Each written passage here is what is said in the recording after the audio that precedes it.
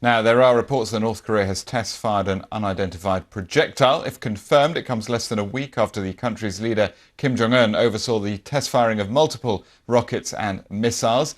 Today's launch took place at about 4:30 p.m. local time in Sinori, which is located in northern Pyongyang province. Let's talk to our correspondent Laura Bicker, who's in Seoul for us. Laura, what more information do we have? What was it, do we think? Well, this information has just come to us in the last hour. It's been confirmed by South Korea's military. We're trying to figure out whether or not it was a projectile or a missile. Certainly there are a number of people poring over any pictures that they can find or any satellite images that they can find right now.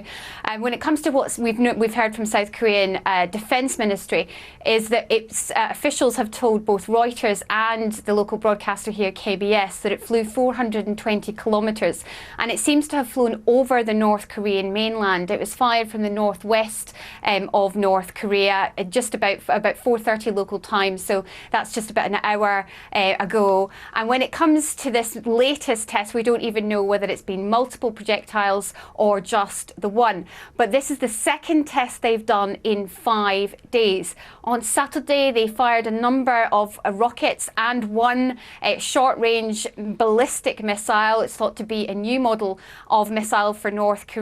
And now, just a few days later, they've fired this projectile. It also comes as officials here in Seoul were about to sit down with the US North Korean envoy Steve Biegun. So it's interesting when it comes to the timing.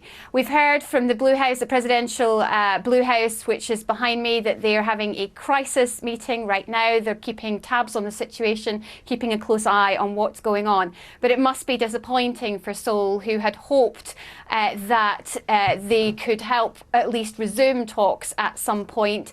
And here we are with North Korea firing projectiles. They did release something on state media last night which said that latest test was in self-defense, and also that they were entitled to fire any kind of weapons that they wished, that this was part of their self-defense protocols. So when it comes to North Korea, they're saying everything is business as normal, but it would appear that they're trying to get the attention of both Seoul and the United States.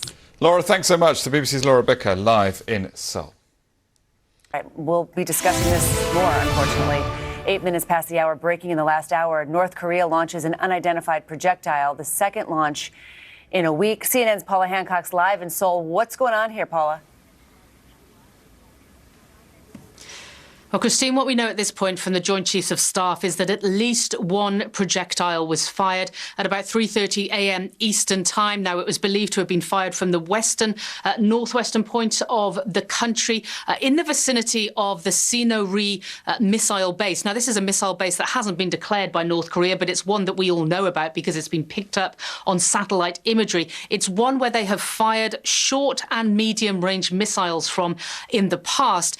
Now, what we know about this projectile or projectiles is that it was fired in an easterly direction, so potentially going over North Korea and then potentially landing in the waters off the east coast. But we don't have much more clarification on that. We know there are a lot of meetings going on right now. The National Security Advisor meeting with the Defence Ministry and also the JCS, trying to analyse and get more information. But it comes less than a week after those launches on Saturday morning local time, Friday night Eastern, which North Korea claimed was a routine drill, even though there are indications that one of those could well have been a short-range ballistic missile. But it has been downplayed by the US and South Korea, at least last week's launches. We heard the US President Donald Trump saying that he is with Kim Jong-un in a tweet, and also saying deal will happen. US Secretary of State Mike Pompeo also saying it's the ICBMs that concern them, the longer range. All right. We'll see what the language is today from the White House. Thank you so much for that, Paula. Nice to see you this morning.